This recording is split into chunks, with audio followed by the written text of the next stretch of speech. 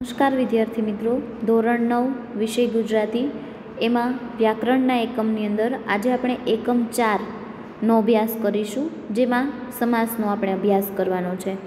મિત્રો, સમાસ વિશે તમે ધોરણ 8માં થોડું શીખીને આવ્યા છો, પણ વધુ ઊંડાણથી અભ્યાસ માટે આપણે ફરી અત્યારે સમાસ જોઈશું.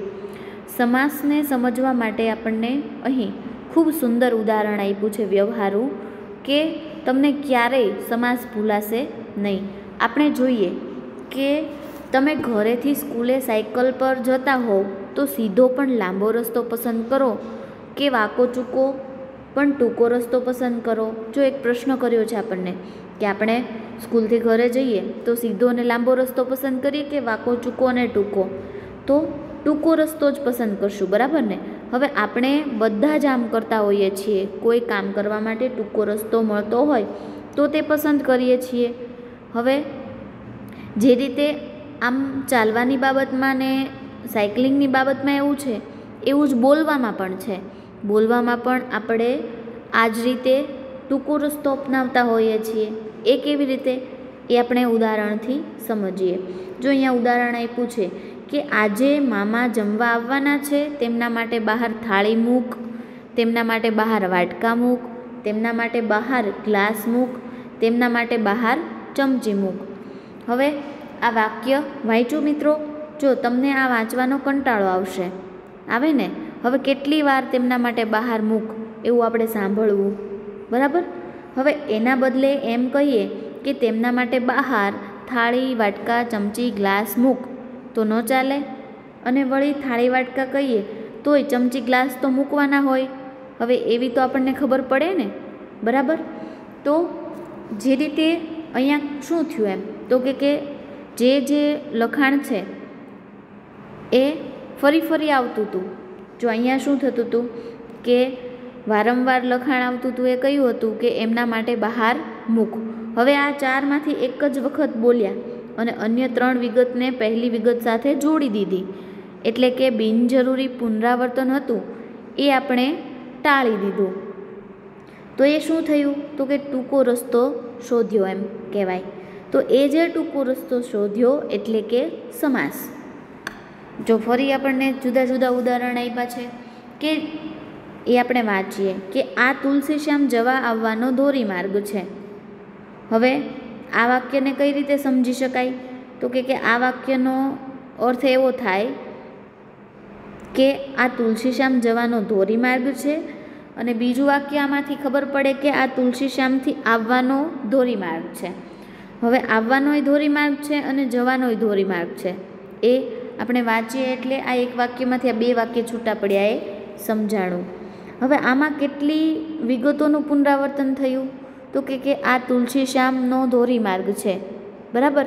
હવે તમે આ પુનરાવર્તન પામતી વિગતોને કોઈ એક વાક્યમાંથી કાઢી નાખી અને 2 જુદા પડતા શબ્દો એટલે કે જવાનો અને આવવાનો એ ભેગા કરીને જવા આવવાનો એવો પ્રયોગ કર્યો, તો આ જવું આવવું એ શબ્દ બન્યો. એ કેવો શબ્દ બન્યો, તો કે એ સમાસયુક્ત શબ્દ બન્યો. તો આમ જવું આવવું શબ્દ આપણે બનાવ્યો ને, એ સમાસ છે. એટલે કોઈ પણ સમાસને જ્યારે સમજવાનો હોય આપણે, એટલે કે એને ઓળખવાનો હોય, ત્યારે પહેલાં તેની ટાળેલી વિગતોને ઉમેરવી પડે. એટલે કે એમાંથી જે વિગતો આપણે દૂર કરી છે એ વિગતોને પાછી મેળવવી પડે, બરાબર? એને પાછી ઉમેરવી પડે. મિત્રો, તમે અગાઉ સમાસ શીખ્યા ને, ત્યારે સીધી એની વ્યાખ્યા શીખ્યા અને તમે દ્વંદ્વ સમાસ શીખ્યા હતા. પણ હવે જ્યારે કોઈ શબ્દની અંદર સમાસ છે એ ઓળખવો હોય તો કઈ રીતે ઓળખાય, એ બરાબર શીખવાનું છે. જો કોઈ પણ સમાસને જ્યારે સમજવાનો હોય ત્યારે આપણે એની જે વિગતો દૂર કરી છે, ટાળેલી વિગતોને ઉમેરવી. એટલે શું, તો કે જે વિગતો એમાંથી દૂર કરી છે ને એને પાછી ઉમેરવાની. હવે આપણને અહીંયા શબ્દો આપ્યા છે 3, કે મોર મુગટ, ઝાડા ઝાંખરા, જીવન જંગ. આમ અહીંયા આ 3 શબ્દો છે મિત્રો, બરાબર? તો આ 3 શબ્દમાં કઈ રીતે આપણને સમાસ ઓળખીશું? તો વિચારો કે મોર મુગટ એટલે, તો તમારા મનમાં શું દેખાય? તમારે મોર મુગટ જોઈએ છે તો તમે શું માંગશો? મોર અને મુગટ માંગશો, મોરે પહેરેલો મુંગટ કે મોરનું પીછું લગાવેલો મુંગટ? આમ એક શબ્દ સાથે આપણા મનની અંદર શું શું વિચાર આવે છે એ તમે જુઓ ને તો તમને સમજાશે કે મોર મુગટનો બોલતા આપણને એનો કયો અર્થ આપણી સમક્ષ આવે છે. પછી ઝાડા ઝાખરા એટલે તો કે ઝાડામાં વધેલા ઝાખરા, ઝાડા જેવા ઝાખરા કે ઝાડા અને ઝાખરા?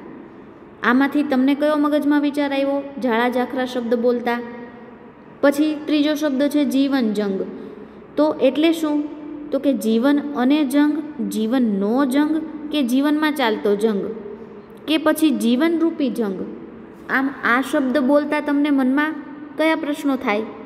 તો આપણે જોઈએ કે માત્ર જો વિગત ઉમેરવાની હોય તો કદાચ આમાંથી બધી વિગત તમે ઉમેરી શકો, પણ એ સમાસ બોલાય ત્યારે તમારા મનમાં કયો અર્થ ઝબકે છે એ જોવું જોઈએ.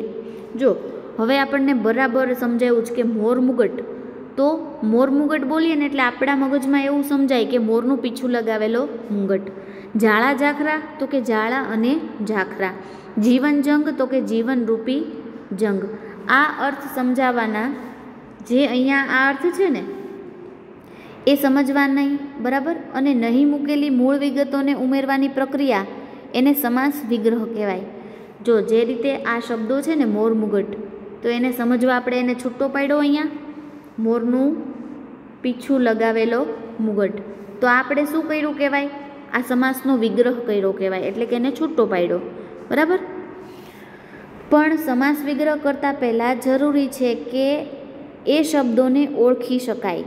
જેમ કે જીવન જંગ એ સમાસ છે, એવી ત્યારે ખબર પડે કે જ્યારે જીવન અને જંગ એવા બે શબ્દો આપણે ઓળખી શકતા હોઈએ.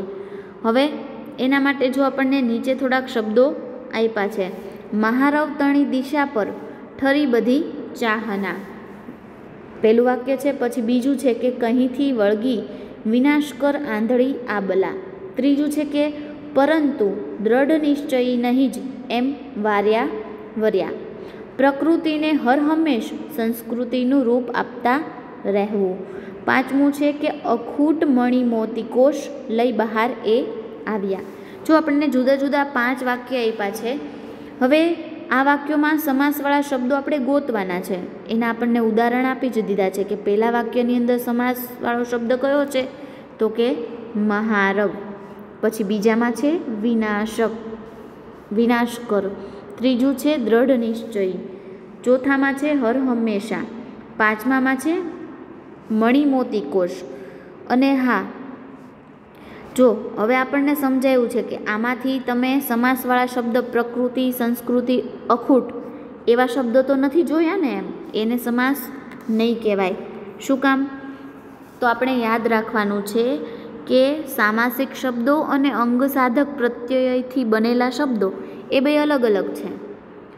જો પ્રકૃતિ, સંસ્કૃતિ ને અખૂટ એ શબ્દ છે ને એ પ્ર, સમ ને સમ, અ જેવા શબ્દો એટલે કે પ્રત્યયો, જે અંગ સાધક પ્રત્યયો છે એને લગાડીને નવો શબ્દ બનાવ્યો છે, માટે આપણે એને સમાસ નહીં કહીએ. જો આ બધા જે પ્રકૃતિ, સંસ્કૃતિ, અખૂટ જે આ વાક્યોની અંદર હતા એ સમાસ નથી. સમાસ કયા છે? તો કે આ જે અહીંયા ટીક કરીએ આપણે એ. હવે એને શું કામ સમાસ કહેવાય એની આપણે વિગતે સમજૂતી જોઈએ. મહારવ, તો મહારવ એની અંદર 2 શબ્દ છે. કયા કયા? તો કે મહા અને રવ. વિનાશ કર, તો એમાંય 2 શબ્દ છે, વિનાશ અને કર. દ્રઢ નિશ્ચયી, તો એમાં પણ 2 શબ્દ, દ્રઢ અને નિશ્ચયી. હર હંમેશ, તો એમાં પણ 2 શબ્દ છે, હર અને હંમેશ, બરાબર? પછી મણિ મોતી કોષ, તો એમાં મણિ, મોતી અને કોષ આમ 3 શબ્દો રહેલા છે. હવે તમે સમાસના શબ્દોને ઓળખી શકશો તો એનો અર્થને સમજી શકશો.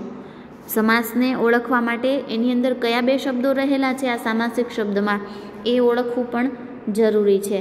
હવે કેટલીક વાર સમાસના આ પદો સંધિથી પણ જોડાયેલા હોય છે, ત્યારે આપણે શું કરવાનું હોય? તો કે સંધિ છૂટી પાડવાની હોય. એવા સંધિવાળા સામાસિક શબ્દો કયા કયા છે એ આપણને આપ્યા છે અહીંયા. જો મહોદધિ, વાતાવરણ, સપ્તર્ષિ, કર્માધીન, પછી વનૈષ્ઠિ, પછી હિમાલય. તો આ સંધિ છૂટી પાડીએ ને તો આપણને એમાં જે સમાસ છે એના શબ્દો મળે છે, એ જોઈએ આપણે. તો મહોદધિ છે એની સંધિ છૂટી પાડતા મહા પ્લસ ઉદધિ, વાતાવરણમાં વાત પ્લસ આવરણ, સપ્તર્ષિમાં પડ્યું સપ્ત વત્તા ઋષિ, કર્માધીન તો કર્મ વત્તા અધીન, વનૌષધિ તો વન વત્તા ઔષધિ, હિમાલય તો હિમ વત્તા આલય, અચ્છેર તો અધ પ્લસ શેર. આમ સંધિ છૂટી પડે અને આ સામાસિક શબ્દ બને.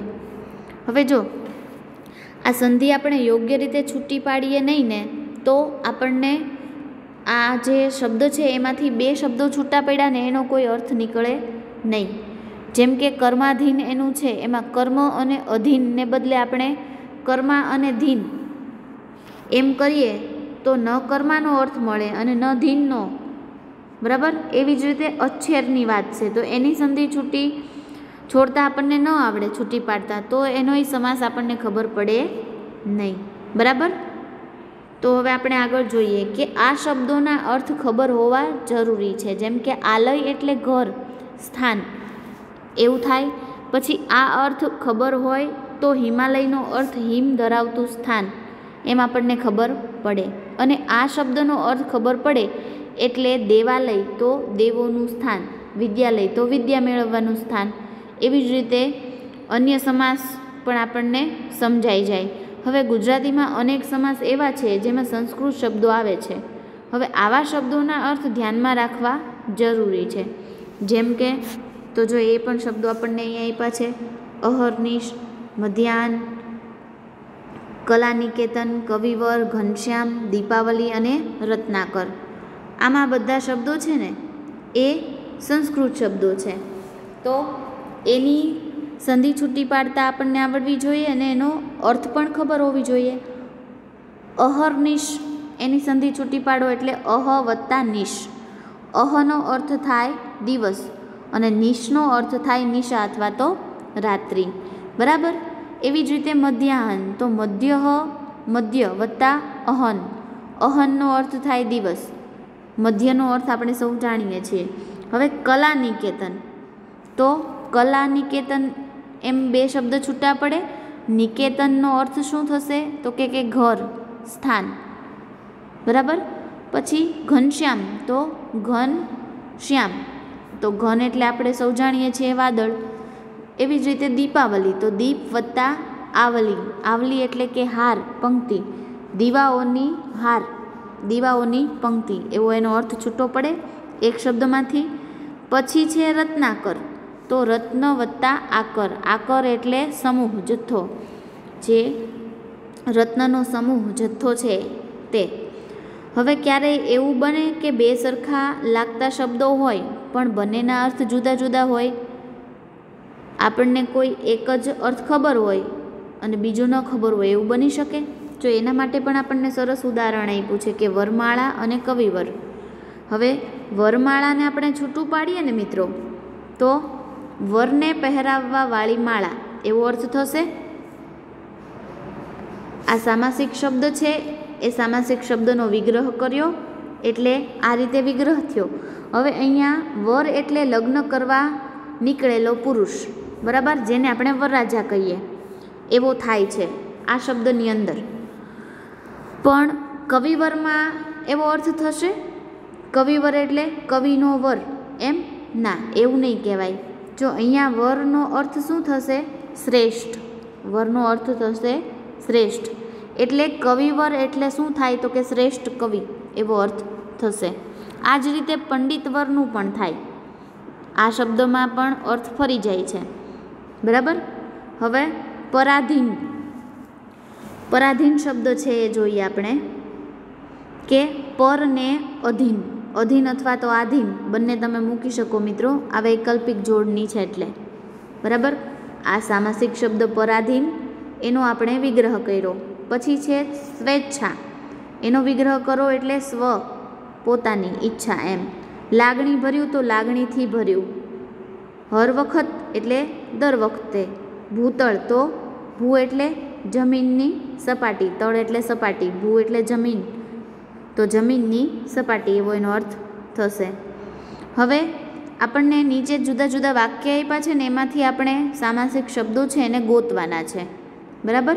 તો પહેલું વાક્ય છે કે બાબુને 2-4 છીકો આવી ગઈ, જાણે નાના મોટા જીવોનું સંગ્રહ સ્થાન. ત્રીજું છે કે આપણી કીડી બહેનનો બિચારી કેટલીય ચાલીને છેક કચરાપેટી સુધી ક્યાં જાય. ચોથું વાક્ય છે કે બીજાના ઘેર હોય તો ભૂખ તરસી ક્યારની મરી ગઈ હોય. પાંચમું છે કે ગુર્જરીના ગૃહ કુંજે અમારું જીવન ગુંજે ગુંજે. જો આપણને જવાબ પણ અહીંયા આપી જ દીધા છે મિત્રો, કે પેલું જે છે એમાં 2-4 એ સામાસિક શબ્દ છે, બીજાની અંદર નાના મોટા, પછી સંગ્રહ સ્થાન, ત્રીજું કચરાપેટી, ચોથા વાક્યમાં છે ભૂખી તરસી, પાંચમામાં ગૃહ કુંજે. આ જવાબ છે. હવે ખ્યાલ આવે કે કઈ રીતે વાક્યની અંદર સામાસિક શબ્દ મૂક્યો છે. હવે એનો વિગ્રહ કરતાં પણ આપણને આવડવો જોઈએ મિત્રો. તો એના માટે પણ આપણને અહીંયા જુદા જુદા ઉદાહરણ આપ્યા છે કે દરરોજ તો ના બને પણ બીજે ત્રીજે દાહડે એને દહીં આપજો. હું દાખલ થયો કે તરત નાચ ગાન બંધ. જો આપણને આ ઉદાહરણ આપ્યા છે ને એમાં જે સામાસિક શબ્દ છે ને એના નીચે લીટી કરી છે. આપણે આ જે સામાસિક શબ્દ છે ને એનો વિગ્રહ કરવાનો છે, એટલે કે એને છૂટો પાડવાનો છે, જેની નીચે લીટી કરી છે એ. બીજું છે કે હું દાખલ થયો કે તરત નાચ ગાન બંધ. ત્રીજું છે કે આપની મહેરબાની હોય તો અહીં જ કંઈ નાનું મોટું કામ આલો. ચોથું છે કે બહારથી સંભળાતો તો રોકકળનો અવાજ બંધ થાય છે. પાંચમું છે કે શિકારીઓ ઝાડા ઝાખરામાંથી નીચે જતી કેડીએ સાવચેતીથી ઉતરતા હતા. હવે જે નીચે લીટી કરી છે એનો વિગ્રહ કરીને આપણે વાક્ય ફરીવાર લખવાનું છે. તો એ પણ આપણને એ પૂછે કે દરરોજ તો ના બને પણ બીજે દાહડે કે ત્રીજે દાહડે એને દહીં આપજો. બીજું વાક્ય હું દાખલ થયો કે તરત નાચ બંધ અને ગાન પણ બંધ. આપની મહેરબાની હોય તો અહીં જ કંઈ નાનું કામ કે મોટું કામ આલો. બહારથી સંભળાતો રોવાનો અને કકળવાનો અવાજ બંધ થાય છે. શિકારીઓ ઝાડમાંથી અને ઝાખરામાંથી નીચે જતી કેડીએ સાવચેતીથી ઉતરતા હતા. હવે આપણે શું કર્યું સમજાણું તમને? જો અહીંયા બીજે દાહડે કે ત્રીજે દાહડે એનો સામાસિક શબ્દ શું બની ગયો? તો બીજો ત્રીજો. એને છૂટો પાડ્યો તો શું થયું? બીજા દાહડે કે ત્રીજા દાહડે. એવું દરેક ઉદાહરણમાં થયું. બરાબર. તો આ બધા ઉદાહરણ છે ને મિત્રો બરાબર જોઈએ કે બીજે ત્રીજે દાહડે જે સામાસિક શબ્દ છે એનું અર્થઘટન શું થાય? તો કે બીજા દાહડે કે ત્રીજા દાહડે. બરાબર. વિગ્રહ કઈ રીતે લખવાનો? આમ બીજે કે ત્રીજે. નાચ ગાન, તો એનું અર્થઘટન શું થાય? એટલે કે આપણને મનમાં શું સમજૂતી આવે? નાચ બંધ અને ગાન બંધ. બરાબર. અને એનો વિગ્રહ કઈ રીતે લખાય? નાચ અને ગાન. નાનું મોટું એનો વિગ્રહ થશે નાનું કે મોટું. રો કકળ, તો કે રો અને કકળ. ઝાડા ઝાખરા, તો ઝાડા અને ઝાખરા. આ અર્થઘટન છે ને આપણને મનની અંદર સમજાય આ શબ્દનું. અને ખરેખર એનો વિગ્રહ કરવાનો હોય ને તો એ તમારે આ રીતે કરવાનો છે, અહીંયા જે કર્યું ને એમ. હવે વિગ્રહ કર્યો તો સમાસનો પ્રકાર ખબર પડી. એટલે તમે અગાઉ આ સમાસ ભણી ગયા છો, દ્વંદ્વ સમાસ. તો તમને સમજાણું વિગ્રહથી કે આ કયો સમાસ છે આમાં એમ. તો વ્યાકરણની ભાષામાં સમજીએ ને તો જ્યારે સમાન વ્યાકરણી મોભો ધરાવતા બે પદ જોડાય અને તેનો અને કે અથવાથી વિગ્રહ થાય ત્યારે તેને દ્વંદ્વ સમાસ કહે છે. જો બીજો અને ત્રીજો એ ઉદાહરણ જોઈએ ને એમાં બીજો કે ત્રીજો, તો અહીંયા બંને પદનું મોભો સરખો છે, એટલે કે માન સરખું છે. બરાબર. નાચ અને ગાન, રો અને કકળ, આ બંનેનો મોભો સરખો જ છે, એટલે કે મહત્ત્વ સરખું છે એમ. આ શબ્દની અંદર બંને શબ્દનું મહત્ત્વ એનો વિગ્રહ કરતાં સરખું જ થાય છે. ત્યારે કયો સમાસ બનશે? દ્વંદ્વ સમાસ. અને એક એને ઓળખવાની રીત કઈ છે તો કે એનો વિગ્રહ કરીએ ને ત્યારે અને, કે, અથવા એ આ જે 3 છે એ શબ્દો સંયોજકો એનો વિગ્રહ કરતાં વચ્ચે મૂકવામાં આવે છે. જો જે રીતે અહીંયા મૂક્યું છે નાચ અને ગાન, તો અહીંયા અને આવ્યું, નાનું કે મોટું તો કે આવ્યું. તો સમજાય મિત્રો બરાબર કઈ રીતે અહીંયા દ્વંદ્વ સમાસ બને છે? બરાબર. બીજો ત્રીજો એ બંને સંખ્યાવાચક ક્રમ છે, તો બેયનો મોભો તો સરખો જ છે. પછી નાચ ગાન અને રો કકળ આ બંને કેવા શબ્દ છે તો ક્રિયાવાચી નામ છે. નાનું મોટું એ બંને વિશેષણ છે અને ઝાડું અને ઝાખરું એ બંને સંજ્ઞા છે. હવે તેમનો વિગ્રહ કે અને અનેથી થયો છે, માટે આ બધા જ સમાસ છે એ કેવા છે? ઉપર દર્શાવેલા એ દ્વંદ્વ સમાસના ઉદાહરણ છે મિત્રો. તો અહીંયા આજે આપણે અહીં સુધી અભ્યાસ કરીશું. સમાસને કઈ રીતે શબ્દમાંથી ઓળખવો એ આપણે જોયું, અને સાથે સાથે દ્વંદ્વ સમાસને સમજૂતી મેળવી. સમાસનો વિગ્રહ કઈ રીતે કરવો એ પણ આપણે સમજ્યા. ફરી આ જ ટોપિક સાથે આપણે પાછા મળીશું. આવજો.